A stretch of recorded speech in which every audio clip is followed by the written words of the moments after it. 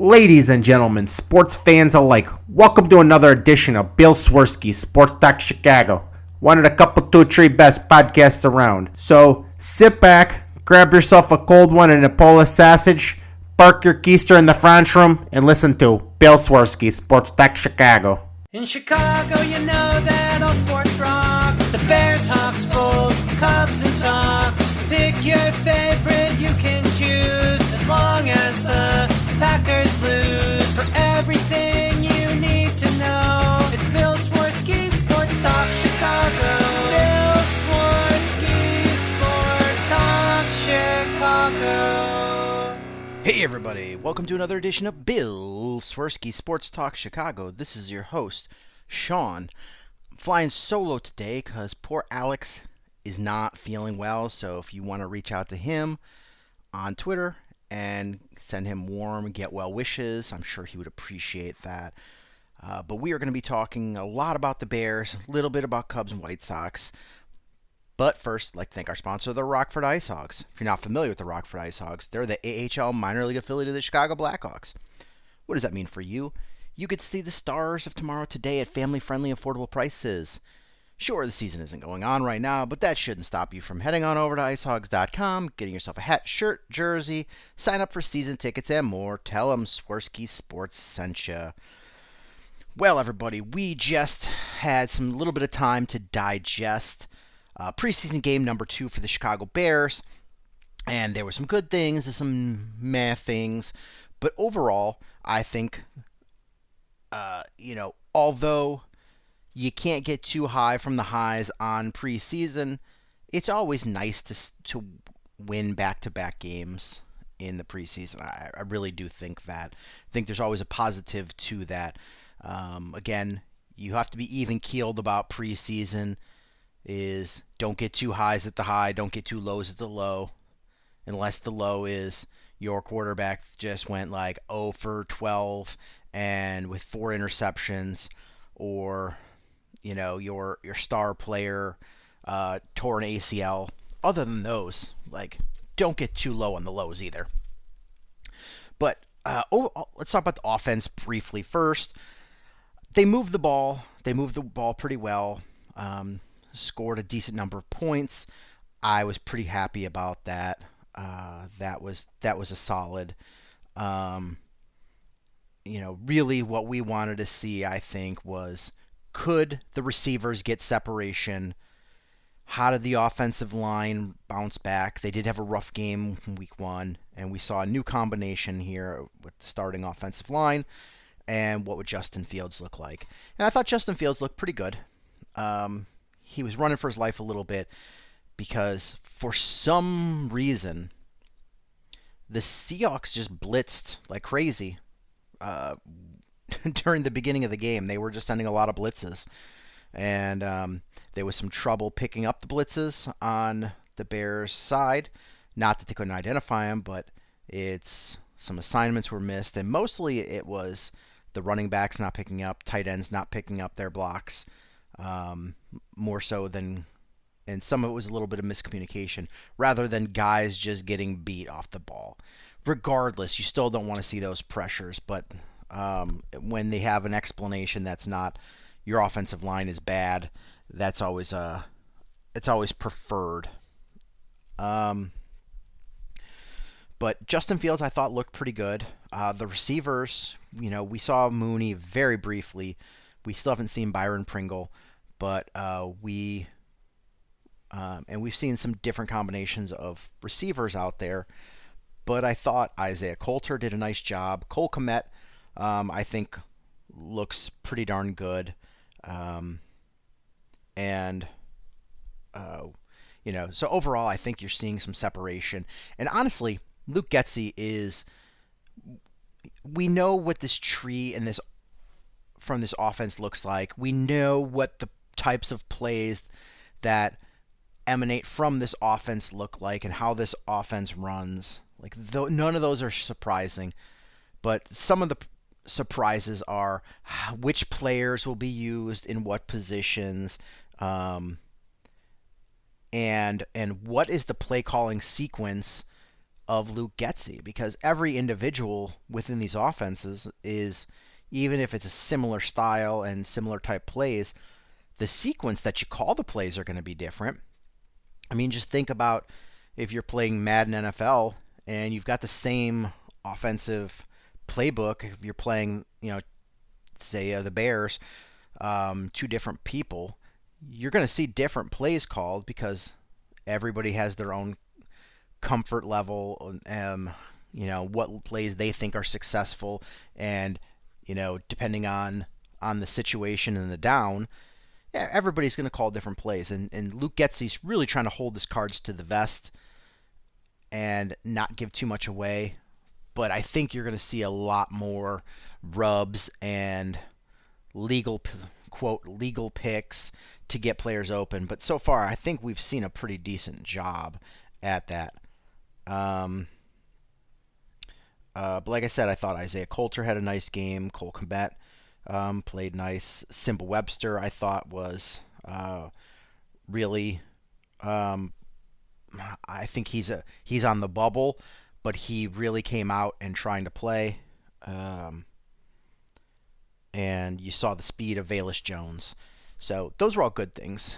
Now the offensive line, again, I talked about some of the early pressure that was blitzes and testing the communication of the line and picking up and testing the secondary pickups on those blitzers. And I think they saw some chinks in the armor. But overall, I thought most of the offensive line played pretty well. We didn't see a lot of Cody Whitehair or Braxton Jones. They came out fairly early, but I thought they played pretty well. Tevin Jenkins and Larry Borom played significantly longer in the game, but I thought that move to right guard for Tevin Jenkins has so far, in a short small sample size, is looking pretty good. I think once he starts growing into that position, you're going to have a pretty solid right guard there. I think that's a winning position for him.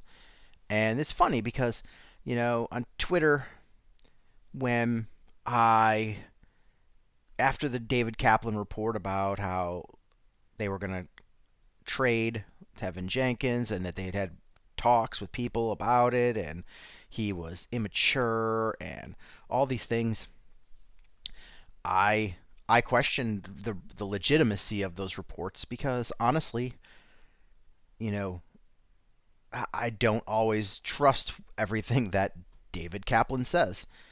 And I'm not doubting. I don't think he made it up, but the legitimacy of the source is to be questioned.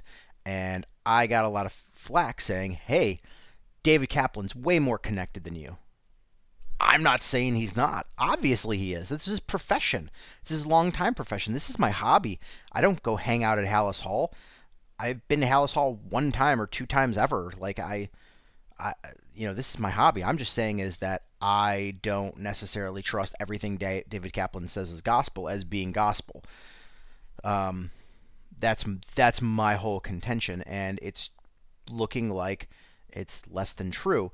I got no, sense that was true from Ryan Poles, Matt Eberflus, Luke Getsy, any of his teammates, from him.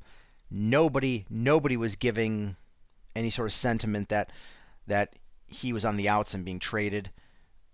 So it's nice to see him. I think he is a very talented football player, so it's nice to see him finding a spot. Braxton Jones really has grasped that left tackle position and is looking like he's running away with it. And rather than have a log jam of right guard between Riley Reif and Larry Borom and Tevin Jenkins, they kept saying they want to have their 5 best offensive linemen on the field at once. Tevin Jenkins, I believe, is one of their 5 best offensive linemen, and they decided to kick him in and play guard. And I really think Larry Borom is going to win that right tackle spot. even though he didn't have an exceptional game.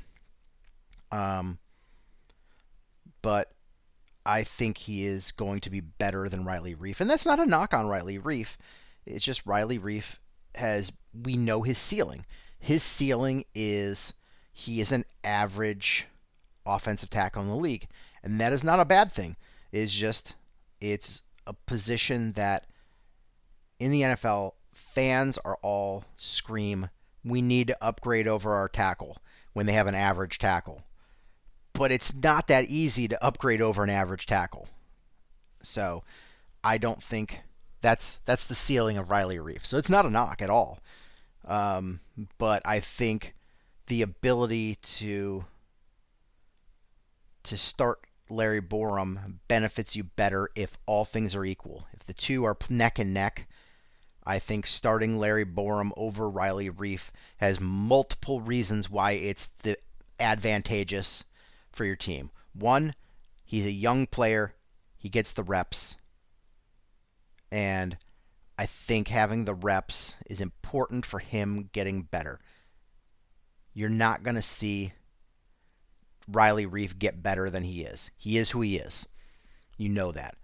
And again, not a knock. It's just the reality. If you're a player in the league for X number of years, you sort of hit your ceiling, and we know that. We don't know what Larry Borum's ceiling is yet. Might not be much higher than where he's at right now, but I think the more playing time he gets, the more comfort he gets in this system, and gelling as a unit with this offensive line is going to make him get to that point faster. So, one, gives him the reps that he needs to get better, and he's going to be, if he improves, you're probably looking at him as being on this team for a good amount of time. Riley Reef is here for this year, most likely. Also, if Riley Reef doesn't play, he doesn't make all of the incentives that he has in his contract. He's more affordable to you. Also, having a veteran come in if there's an injury or something else and step in is a lot more of a seamless transition than putting in a young player. So if you were to sit Larry Borom and Riley Reef goes out there for 6 games and then suddenly gets injured and Larry Borom comes in cold after having not played in 6 weeks, that's a scary prospect as opposed to a veteran coming in. If the situation were reversed and Larry Borum's starter for the first 6 weeks gets injured, Riley Reef coming in cold he's a veteran. He's going to come in, he's going to stabilize things, and he's been there, done that, and he's going to be able to come in and be seamless. Plus, he has experience at both sides of the ball. If Braxton Jones were to go down, he could kick to the left side. If Larry Borom were to go down, he could kick to the right side. I like the idea of having a veteran backup. So all things equal, it's hard not to start Larry Borom over Riley Reef. You've got multiple reasons, and I can't think of reasons where it's... And the only reason I can think to start Reef over Borom, if all things were equal and they were neck and neck in the competition, is you have a long-term window of how Riley Reef responds in when he's having a rough day or a rough game, and you don't with Larry Borom. And sometimes knowing where limitations are, if you see early struggle signs, you can recognize when it's not just a couple of bad plays versus hey, we better switch the play calling and chip him, give him some chip help on the regular. So honestly, I think the starting offensive line we're going to see is Braxton Jones at left tackle, Cody Whitehair at left guard, Lucas Patrick at center, Tevin Jenkins at right guard, and Larry Borom at right tackle. Now the question is when is Lucas Patrick going to be 100% healthy? I don't know that answer. We have an idea of after surgery how long it will take, and that sounds like it's going to put us week 3-ish. But everybody's different in how they respond to surgery, and here's the thing: the problem is that the injured thumb is on his snapping hand.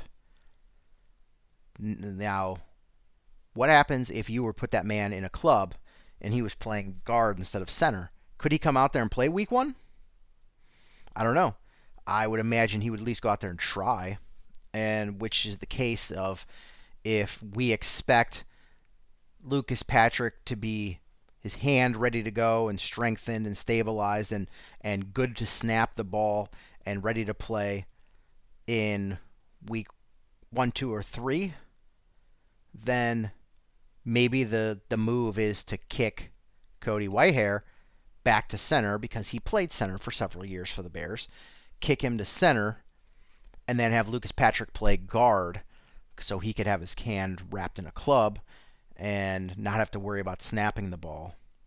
Maybe that's your best option because you still have your 5 best offensive linemen out there. You just shuffle them a little bit. But if the expectation is that we're going to see it's going to take longer than we expected for Lucas Patrick to be ready to play, I don't know how comfortable I am with either Sam Mustipher or Dieter Iserlin playing center for the Bears. And I'm hoping the Bears are scouring the waiver wire once the teams start making cutdowns, because I'm not that comfortable with those guys because they're not performing at a high level. And I think Sam Mustipher is struggled even more than Dieter Iserlin in this game. But I'm not a huge fan of Sam Mustipher, and I don't care what Olin Kreutz says. He's not going to get me to. He's not going to choke me into believing his lies. His lies. But Michael Schofield was bad last week, and again, Larry Borom, I think, is a younger, stronger, more athletic player, and it makes sense for him to start over Michael Schofield. And again, we'll go through my reasonings of why Borom over Reef. It'll be the same Jenkins over Schofield is if Tevin Jenkins does well, he's the long-term solution at right guard. Michael Schofield is a 1-year option. Is Michael Schofield, like, if you're not happy with him, you could always cut him. You not know repercussions. But he's a veteran. He could come in and play either guard spot, and you know what you're getting. And it's nice to have Tevin Jenkins get those reps rather than sitting cold. So, again, I think Tevin Jenkins is going to be the starting right guard, and Larry Borom probably starting right tackle. But the line itself, I think, played pretty okay. I think if I'm ranking them, it was tough to score Cody Whitehair. He didn't play that much, but he was probably the best offensive lineman game 2. I would say, probably score-wise, you might score Braxton Jones a little higher than than Tevin Jenkins, but he was in there so little amount of time. I'm gonna say that Tevin Jenkins was probably the Bears' second best offensive lineman of the night, than Braxton Jones. Larry Borom was okay. I think there was some communication issues. I think he was left out on an island. I think there was some problems with, accepting or expectations of who would be picking up somebody, the tight end or a running back, and it didn't turn out to be the case.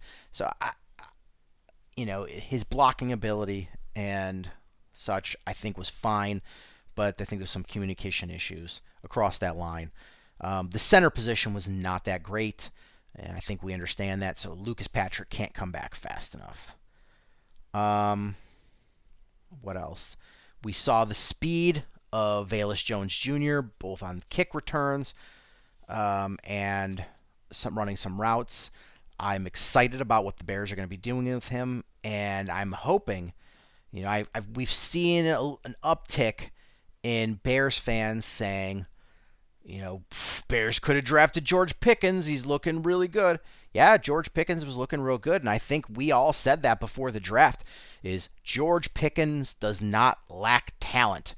George Pickens is a guy that has some other troubles that might impact him being available or impact his off-field things or off-field behaviors and non-game day behaviors might impact his ability to play. That's what the concern was, plus some injury stuff. But, ultimately, the Bears chose Jaquan Brisker, who looks real good too. You'll never get me to say, they screwed up by picking this good player instead of this good player. It's when you reserve that when you pick a player that stinks and instead of a player that was really good. Fair. But you always got to look at things from the lens of the time where you're at. When you look from, a hindsight has 20/20 vision. When you're looking at things from a current lens from a draft that was months ago, that's not fair. We all knew George Pickens was talented. The Bears had Kyler Gordon and Jaquan Brisker rated higher than George Pickens. They didn't think those guys would be available. They chose those guys, and if Gordon and Brisker turn out to be quality players in this league, even if George Pickens is Hall of Fame level, you're not going to be mad. You're like, hey, listen, we knew that George Pickens could be very good. We were just very excited about drafting these two guys, and if they work out, they work out.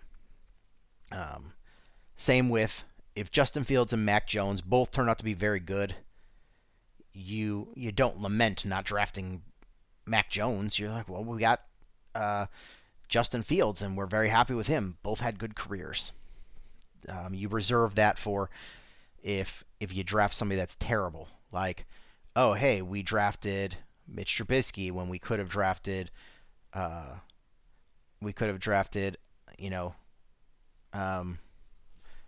Mahomes or the Raper.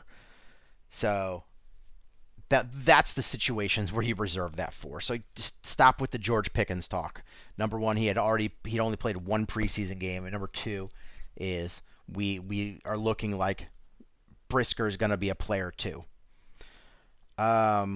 So speed of Velus, and plus if Velus Jones turns out to be a good football player, we got a stud safety and a really good wide receiver instead of just a wide receiver.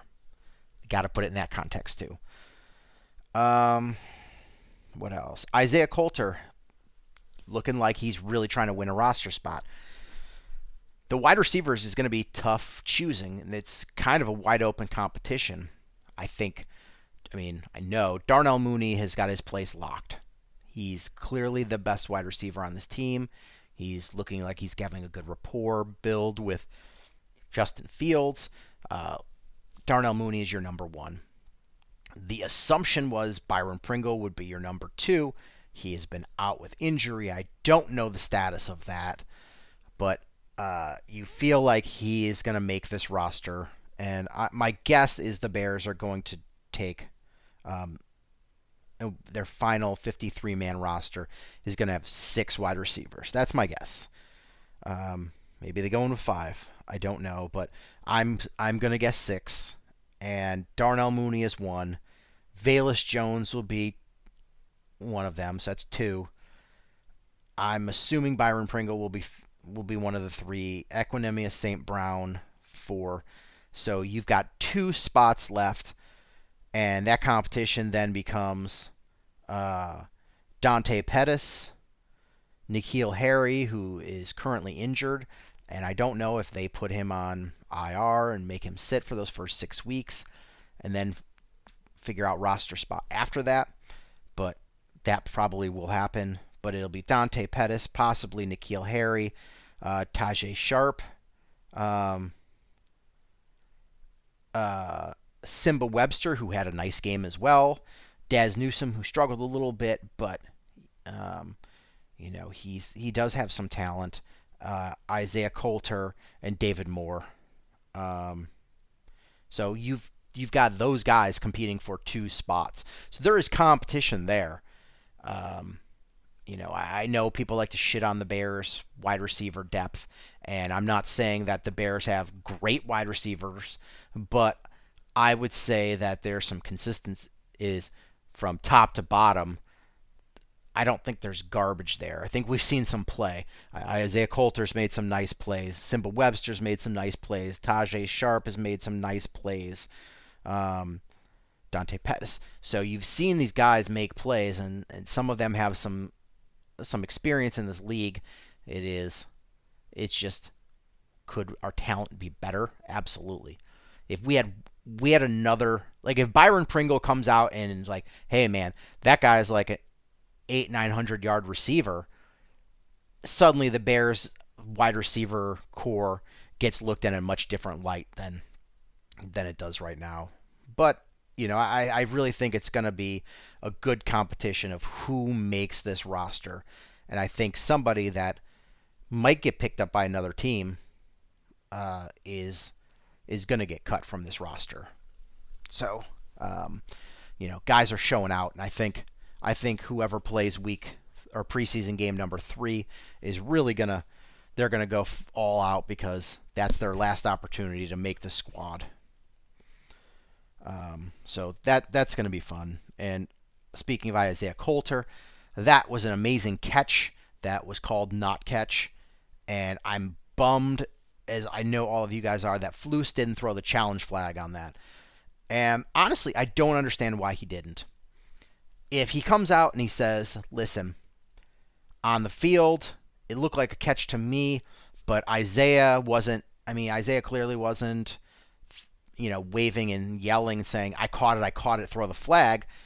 And if the booth, who's got the ability to watch it on the television with a better view, is not saying to challenge it, you're sort of going to keep that red flag in your pocket.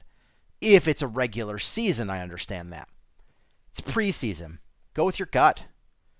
Or if you're like, hey, listen, I'm not getting the feedback that I'm hoping to get, I'm still throwing the flag, and then you work that out in your coaching staff, because as a head coach, you need to have that system ready to go. Is who's watching that play from the booth and come calling down to you, hey, yeah, I think we got a good shot if we throw the flag on that. Because the coach can only see so much from what angle he's at and the viewpoint and what side of the field, and whereas the camera might have a much better view. So I think that probably needs to get worked on at the Bears, and having a new coaching staff doesn't help. But preseason, who cares if it gets overturned if you don't make that? Throw that challenge flag. Get used to it. Yeah. And then before we get to the defensive side of the ball, I want to address the elephant in the room. Is we as fans, I follow Twitter. I'm on Twitter. I'm reading what you guys are writing. I'm one of you guys.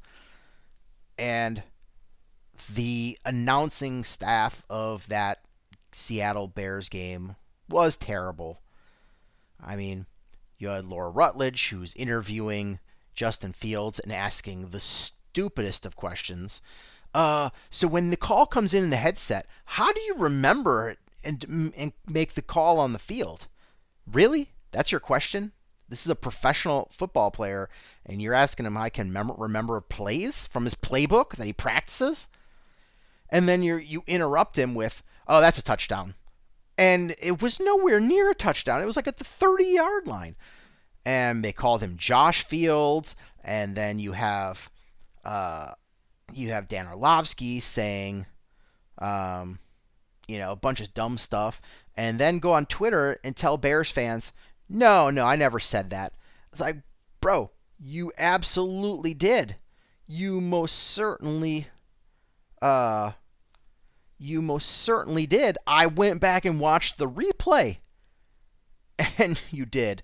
And there was just a lot of negativity about the Bears. And even when the Bears were dominating this game, they said things like, "Oh, well, the starting wide receivers didn't play for the Seahawks." Yeah, they did. They didn't play very much, but they absolutely played. And their starting quarterback played a big chunk of the game, and their starting defense played well into the Bears having their second team in. So, and then it was it was some miscues and penalties that really hurt the Seahawks tonight. And you know what? That's what bad teams do. They have miscues and penalties. The Bears were awesome with penalties. There was 3 penalties for 39 yards, and 29 of those yards came on the tickiest, tackiest, terrible pass interference call on Bo Peep Keys, which was bullshit, and I'm not putting that in the scorebook. So ultimately, the Bears wound up with 2 penalties for 10 yards. That is discipline. That is something we didn't see with the Matt Nagy team. And I'm excited about that. Is don't put yourself in a hole with penalties. And I enjoyed not having the penalties. Big kudos for that. That was a good sign. But yeah, the bias of that announcing staff and just as the national media in general, it is such a lazy take to be like, the Bears are terrible. Duh. Do some research, watch some film, know what you're talking about. As Dan Orlovsky went in on Justin Fields again, and RG3 stepped in and was like, "Bro, you don't know what you're talking about," and put him in his place. And that's what's needed is some of these guys. Chris Sims still will not give Justin Fields any credit. And it boggles my mind. And you know what? Screw it. Keep receipts. Let them talk their stupid stuff. Keep receipts. Keep your receipts. And at the end of the year, and I'm not saying the Bears are winning the Super Bowl or even making the playoffs, but they've got several things working in their favor. The Bears have, on paper, one of the easier schedules, much easier than last season. This is a new coaching staff with an actual real offensive scheme and not duct tape garbage together like Matt Nagy's playbook. And I think, when have we ever seen a Matt Eberflus defense not be, around a top 10 defense? And I think the Bears will probably be around the 10th best defense in the league. And if you're able to run the ball and you play tough defense, it is a formula in this league. You can win football games. And even the games the Bears lose, I think they're going to be in most of those games. The only way I see the Bears just absolutely being a bottom feeder team and having a top pick is if Justin Fields gets a serious injury and we have Trevor Siemian playing a long time in a lot of games, or Justin Fields just isn't the guy we think he is. And I don't expect that to happen. So unless Fields gets hurt, I don't really see a world that the Bears are drafting in a top 5 pick. If you tell me 10 to 16, that's probably the range. But, how are the Bears the worst team in the league when they manhandled Seattle? I know it's preseason, but still, you gotta, the math has to add up. If you tell me 1 plus 1 is 3, I still don't buy your math, but it's a lot closer than if you tell me 1 plus 1 is 37.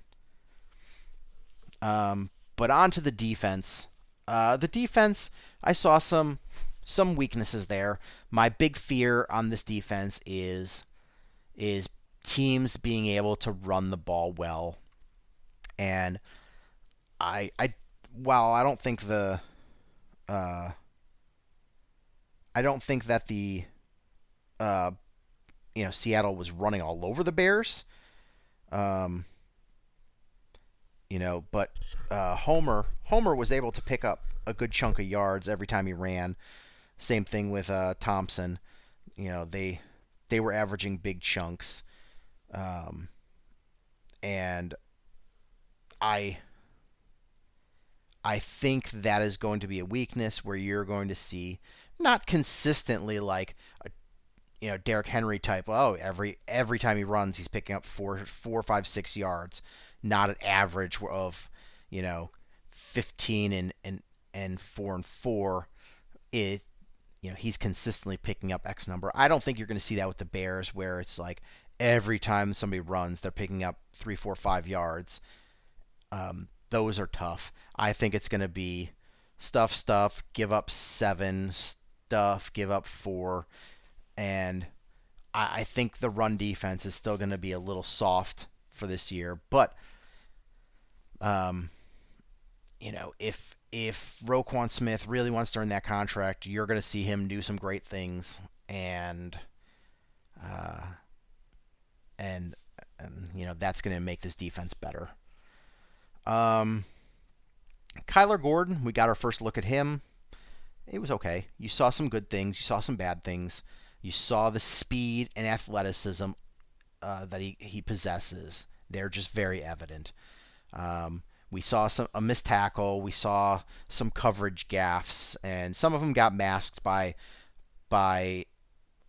offensive penalties that negated the play. But honestly, they're on tape. They're going to get addressed in the coaching sessions. I think what we're going to see with Kyler Gordon is partially due to rookie cornerbacks always struggle in this league. It's a tough position to jump in and play. Even the guy from the Cowboys who had all the interceptions, if you watched him play, like, he got burned a lot too. People were throwing at him because you could beat him. He was just making some plays. Kyler Gordon is a rookie. He's also dealt with some injuries. He's missed part of camp, so he's going to be behind a little bit. But I think he's going to be a player that every week is going to get better and better. And by the end of the season, you're going to be like, wow, he's a really good corner. Jaquan Brisker hurt his thumb, had thumb surgery.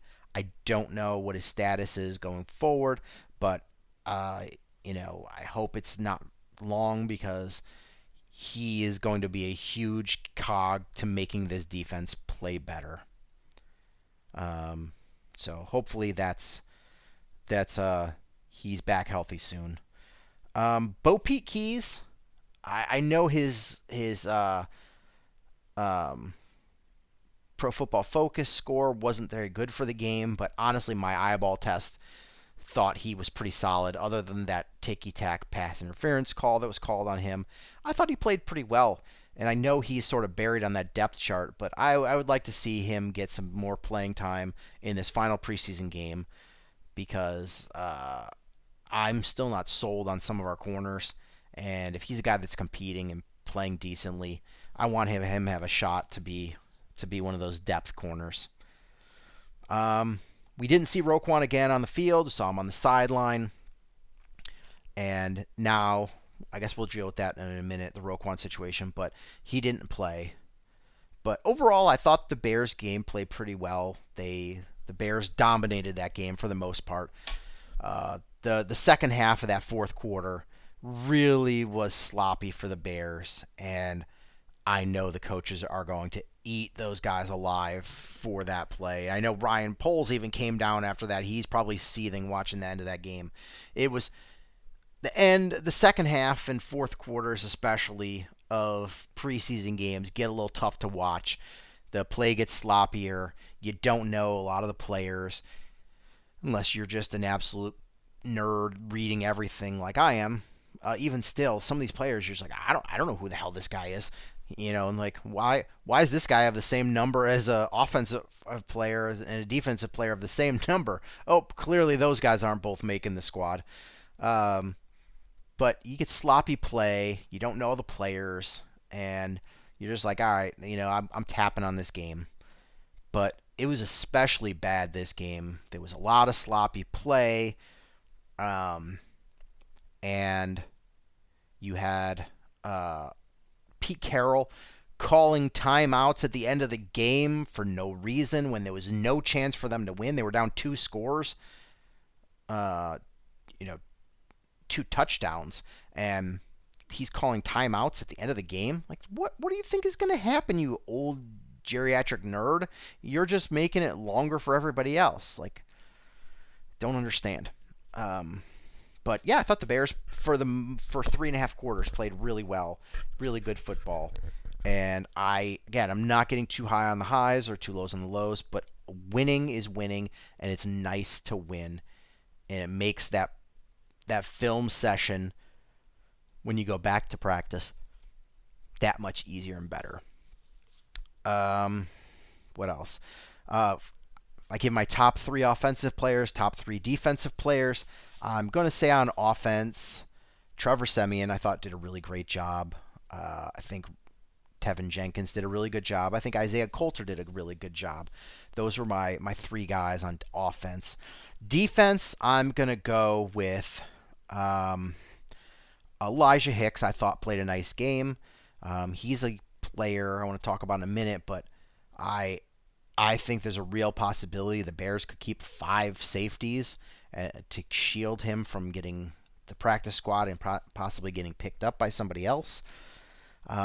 Jack Sanborn and DeMarcus Gates, I thought, had great games. So those are my 3 top offense, top 3 defense players of the game. What else? Prior to the game, they were talking with Ryan Poles and he made a comment about how this Bears team is going to look a lot different in a couple of weeks. And to me, that really just screams, hey, we're not done making moves. We're going to be scouring the cut down players and see who can help our team. And I don't know how many front end guys you're going to see possibly come here, like, starters or significant playing time backups. But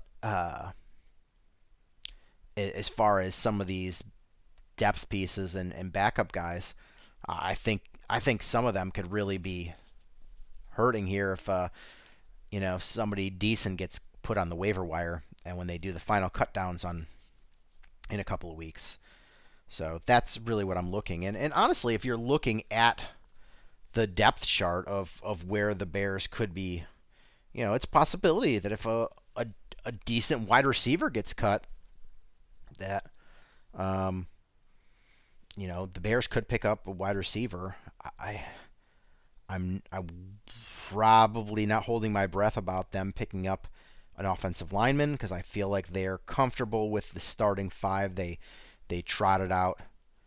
Well, 4 of the 5 starters, but Lucas Patrick being in there, I think they're comfortable with their 5 offensive linemen. You've got Michaels. They're probably keeping either 9 or 10 offensive linemen. So you got your 5 starters, and Sam Mustipher probably makes this team, especially with Lucas Patrick being injured. Michael Schofield, Riley Reif, that's 8. Latavius Simmons has had a nice camp. And Ja'Tyre Carter, those are 2 guys right there that could very well make this team. So I don't know how much room that you have to be able to add offensive linemen. Not likely. You could add a tight end. I don't know how sold they are with the other tight ends. You're probably set at running back. I don't know how much room there's for edge rusher, but interior defensive lineman, very likely that if somebody gets cut, you could replace them there. Linebacker, definitely. Linebacker, cornerback, definitely could. They're going to be scouring the waiver wires to see if they can improve there. Those are two position groups where I think the Bears need help.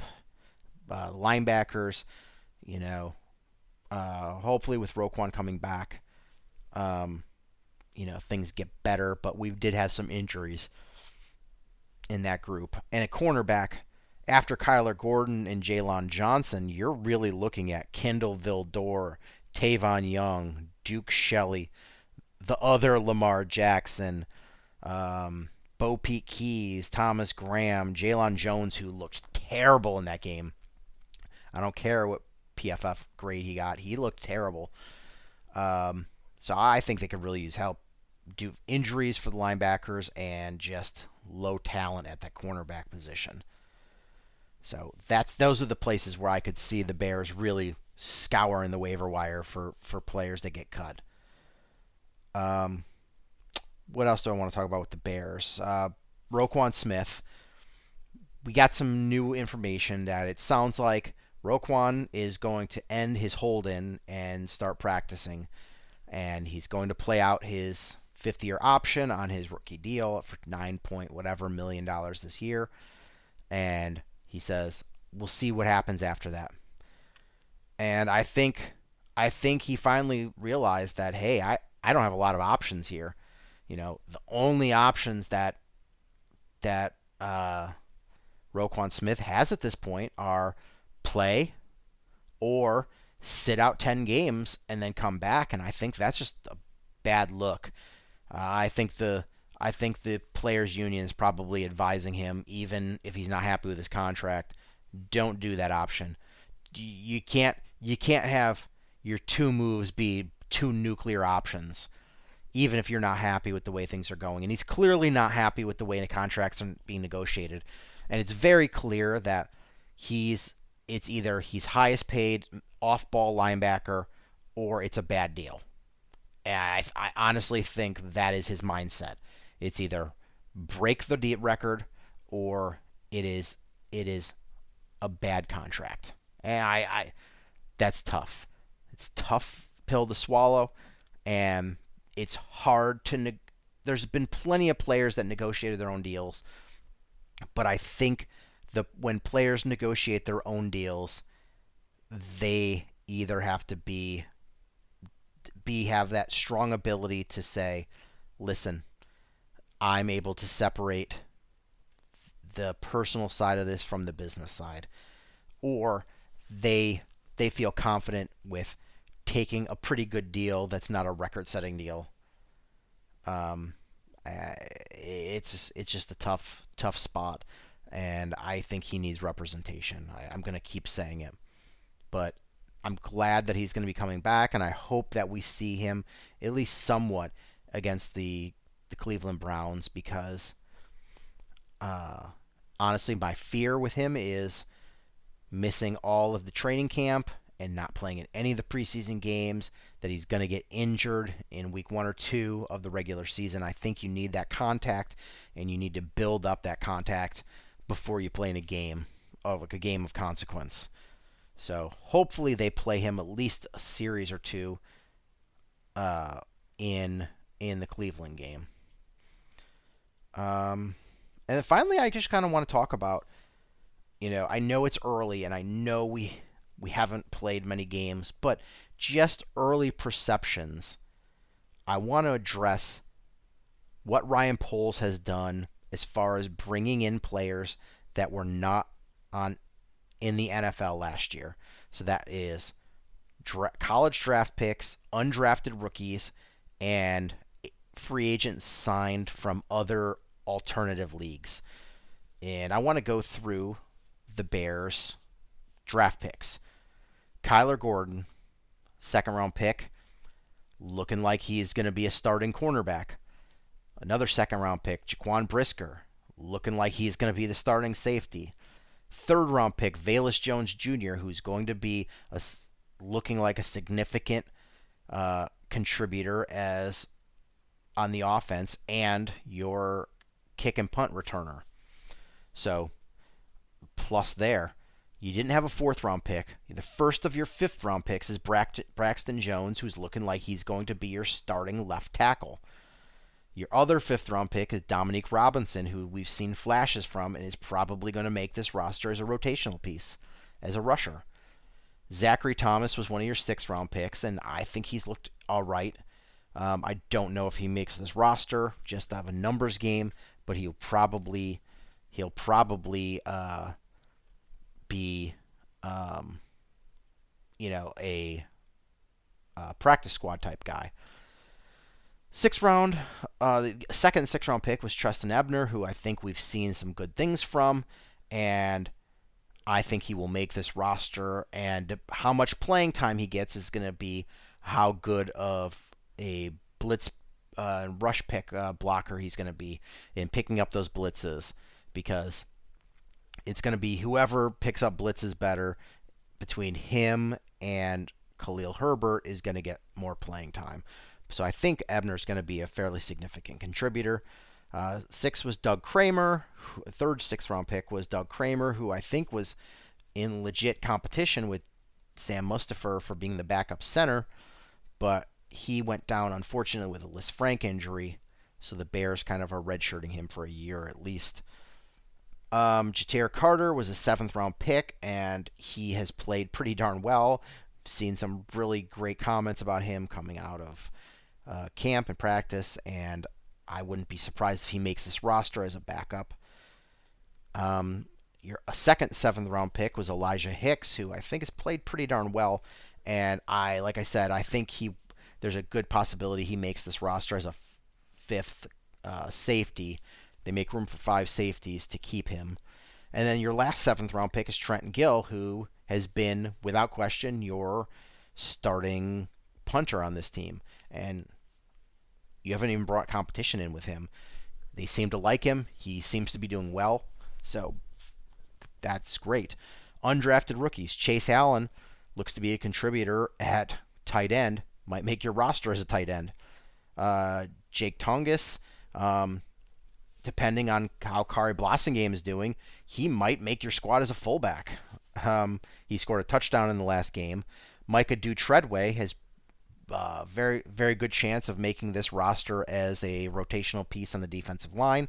Jack Sanborn, undrafted rookie, is leading your team in tackles in the preseason. And then brought in from another alternative league is DeMarcus Gates, who has played pretty well as a off-ball linebacker. So honestly, if you're counting Gordon, Brisker, Jones, Braxton Jones and Velus Jones, Dominique Robinson, Trestan Ebner, Trenton Gill, Micah Treadway, and then I'm imagining either Sanborn or Gates is probably going to get a decent amount of playing time. So that's 9 contributors that were not in the NFL. That's huge. That's huge for your first draft class ever. So big kudos to Ryan Poles. So what am I looking for this coming week with the final preseason game? Honestly, I'm hoping we see the starters again for at least a series or two. I would like to see Roquan Smith come in. I would like to see some more playing time and stiff competition with some of these roster bubble players, because I want them to have one last shot to make this squad and prove that they're worthy, especially a wide receiver. I want to see them spread the ball around and see who's making plays and who's not. Last preseason game is, for most of the fans, it's a tough watch, but I think it won't be so bad. I think it'll be a fun camp battle. And it's funny how things change quite a bit. Is after the draft, when the Bears brought in signed their undrafted rookies, there was the running back Tuggle, who a lot of people were like, oh, I think he could really make this roster and be significant. And I don't know. If you look at his numbers, like rushing numbers, he he had a solid night. He rushed for 41 yards. I mean, he's only 3.5 yards, not even 3.5 yards a carry, but he was the leading rusher for the Bears. But there was some other miscues he had, and especially he caused the punt return fumble by bumping into his own punt returner who was calling for a fair catch and making it so he couldn't make that catch. Like that's a cuttable offense if you're I'm not even gonna call him a bubble player because there was a low chance of him making this roster, I think, and I think that game kind of, unless he just does something great in this third preseason game, I think he's really on the outs. So I'm excited about next week, and next week we'll talk a lot more about expectations of who makes the final 53-man roster and what to expect week 1 and going into the season, and maybe some predictions. But I quickly want to go through Cubs and Sox. I didn't want to do too much there because Alex is out, and it's tough to just talk as a one-man person. But we've seen some recent success from the Cubs where they don't look like a bottom feeder team, and then we see some life in them. But as we saw today, when they come across a big boy pitcher like Brandon Woodruff, it's a real tough deal, and he mows through them kind of like a buzzsaw. So it's a kind of a reality check that, hey, the Cubs are still not a good team, even if we're seeing some success going on. But we do have the fun story of Franmil Reyes. I've said this to Alex a couple times, I think, that the one nice thing about being a bad team right now with the Cubs is the fact that you have the opportunity to test drive players and see what they can bring to your team. Franmil Reyes got a really short leash with the Cleveland Guardians because they're a team that I think doesn't have a lot of margin for error to win that division, and they needed good production coming through, and they didn't have the luxury of him having a lot of time to keep playing and working through things. They DFA'd him. And the Cubs' opportunity, they brought him in, and they gave him all the free time he needed to be able to play, and he hit the ground running. They worked with him, their coaches, and their philosophy, and he feels comfortable, feels confident, and he's playing great. He's a fan favorite. He loves the fans love him, and seeming like it's a good fit. So it's been a fun story. My only concern, and I don't want to be a negative Nancy or Debbie Downer about this, but we've seen feel-good stories that are short-lived in this city.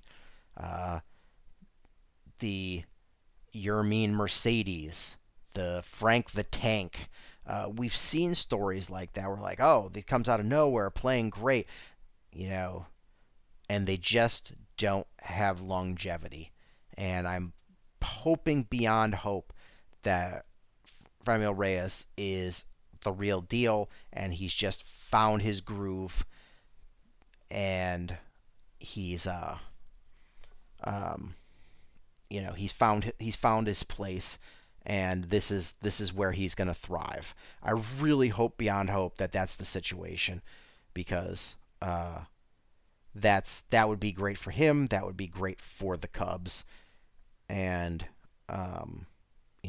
he's not old by any stretch, but he's come a long way. He signed as an international free agent with the Dodgers, and God, he was 12 years ago, so he was like 15, 16 years old. So he was young. And then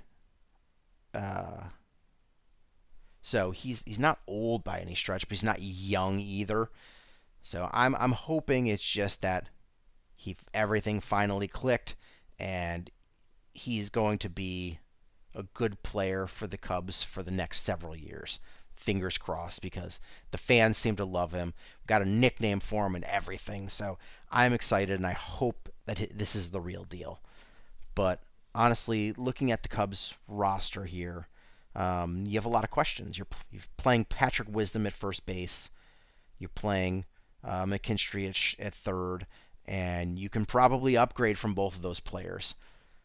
I don't hate Patrick Wisdom by any stretch. He's a solid defensive player. I say this all the time, and his OPS is solid, and he's got really good power, and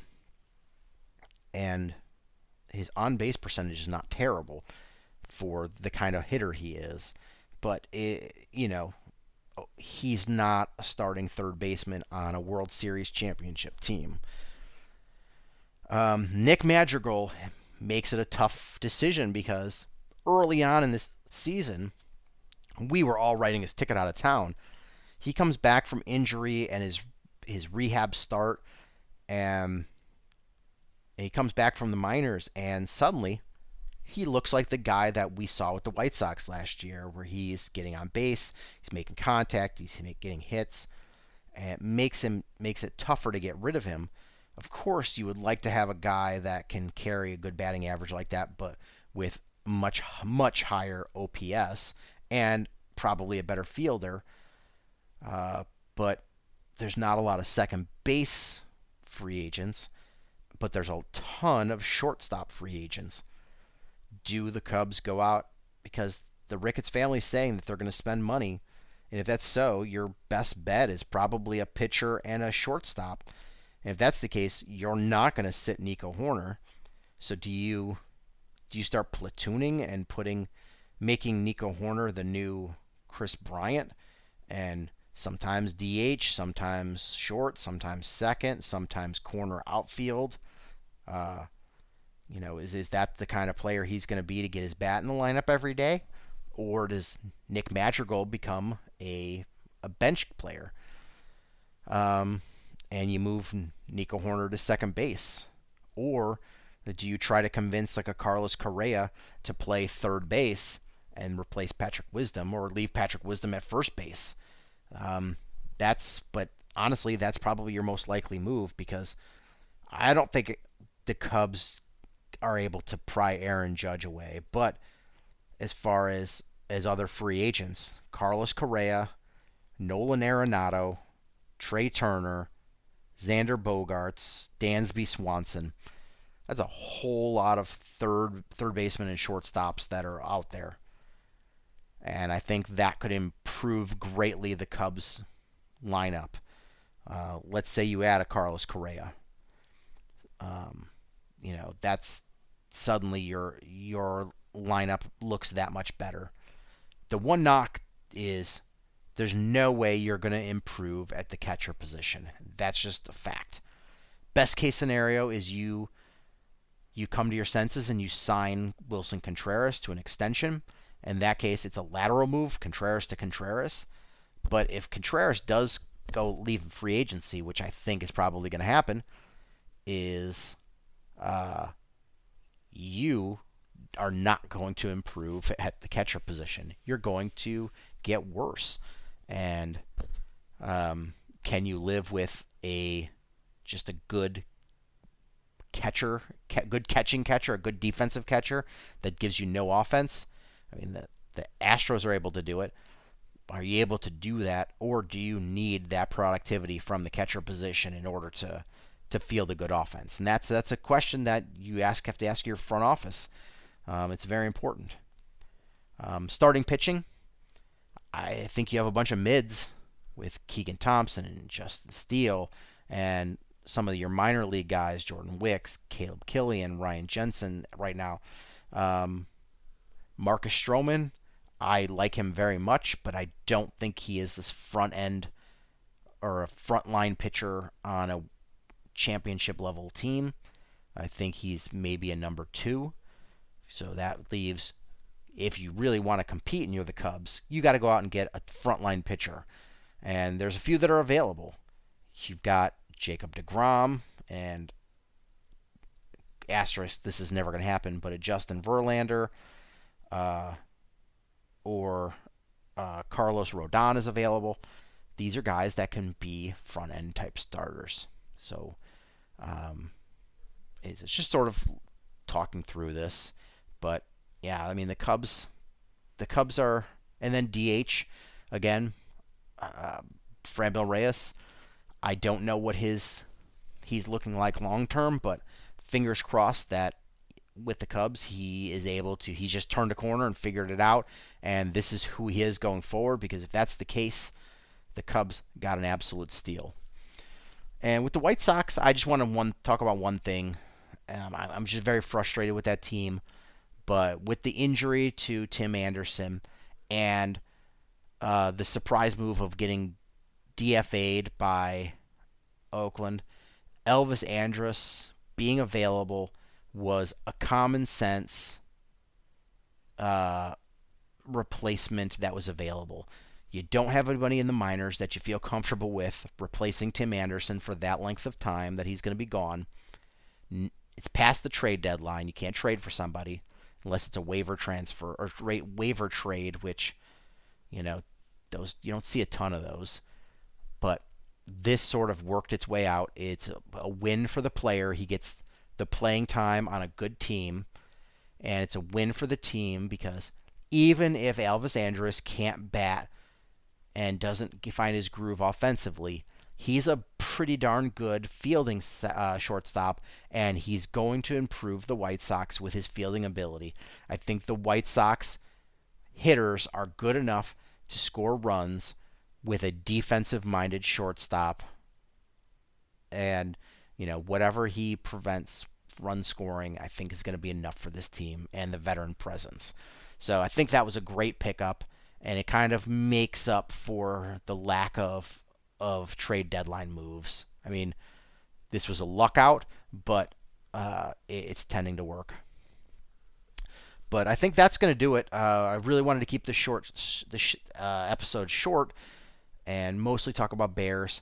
We'll get into more things in more detail next week when hopefully Alex is feeling better. And again, reach out to him and let him know you hope he feels better. But that's going to do it for this episode of Bill Swerski Sports Talk Chicago. I want to thank everybody so much for listening. Please hit subscribe however you listen to podcasts, whether it's iTunes, Stitcher, YouTube, Google Play, Spotify, etc. Share this podcast with your friends. That's how we grow the show.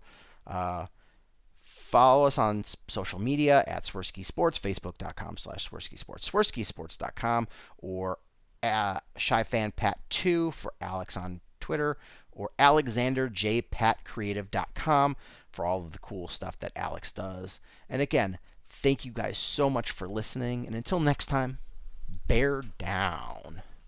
Cubs win! What a lucky break!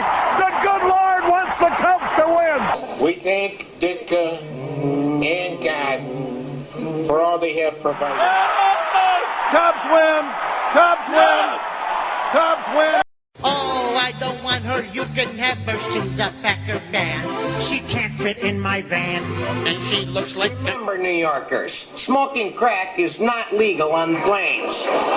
Bears 31 to -7. The Bears! Oh, when the Bears go bearing down